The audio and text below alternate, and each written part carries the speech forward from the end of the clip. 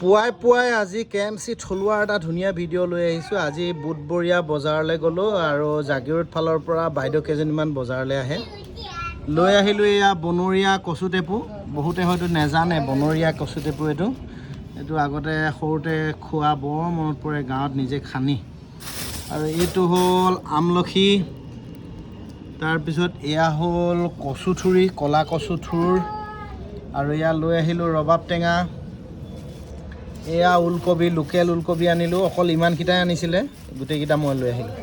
আৰু এয়া আধা কেজি মূলা আনিলোঁ, আৰু এয়া ক'লা লেচেৰাটো আনিলোঁ, আৰু এয়া আনিলোঁ দ্ৰোণ শাক, এয়া লোকেল আদা, এয়া মৰিচা শাক, আৰু এয়া লোকেল গুড়, এইটো দেৰগাঁৱৰ পৰা আহে, এইটো গগৈ দা দোকানৰ পৰা আনিছোঁ, আমাৰ মদন গগৈ দাদাৰ পৰা। আৰু এয়া হৈছে আমাৰ আজি মোৱা মাছ, মজা আছে আজি আমাৰ ৰাতিপুৱা বজাৰখন দেখাই দিলোঁ দেই, চব থলুৱা, এইবোৰ KMC থলুৱা বজাৰ।